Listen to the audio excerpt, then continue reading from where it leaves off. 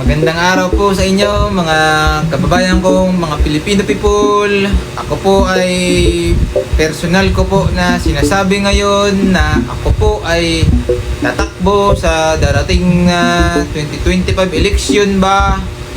Makakaasa kayo, no? Maglilibre ako dyan sa inyo ng mga boxing gloves, skipping rope, ipamigay ko yan lahat. At baka sakaling magkaroon tayo ng mga susunod na Manny Pacquiao, maging proud ba mga Filipino people. At kung posible ay sa susunod na Olympic yan, no?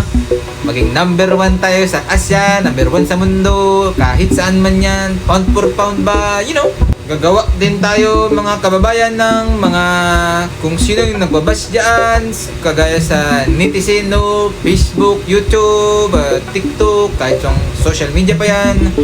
Once na binash tayo ay at puntahan natin yan, hamunin, suntukan, kung papalag yan, kung hindi ay delete siya sa Facebook, kausapin ko si Zuckerberg dyan, at hindi ko rin siya pa-orderin sa Amazon, mga tropa ko yan, mga mayaman na yan, no? At si Tukayo ko, si Manny Pangilinan, putulan natin ng kuryente yan, no? Para walang mang-bash dito sa social media natin, no? Thumbs down lang pwede, thumbs up, isulong ko na rin mga kababayan ko, no, na sa sobrang init ngayon sa Pinas, at mag-provide tayo dyan ng mga center na sobrang lamig, aircon, libre dyan, magatambay ang mga kababayan natin dyan, no. At pag nainip, mag-EML, may free wifi yan dyan, maganood lang yan mga yan. Pag nagpakapikunan, libre suntukan dyan, basta nasa loob, bawal ang lalabas, walang pikunan. Maglalagay din tayo dyan ng video, no? At pero ang gusto ko dyan ay ang unang 10 kata ay Manny Pacquiao, no? Para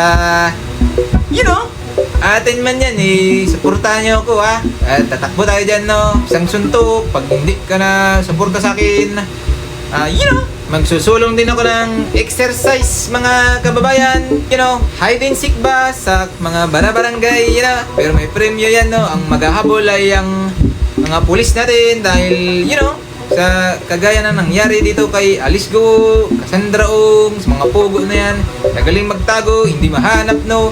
Kung sino makahanap, bigyan natin yan para matrain namang ating mga kababayan. Bawal ang spy dito, Mamimigay din tayo ng mga produkto na pwedeng pagkakitaan ng mga ating kababayang Pilipino na may hirap dyan.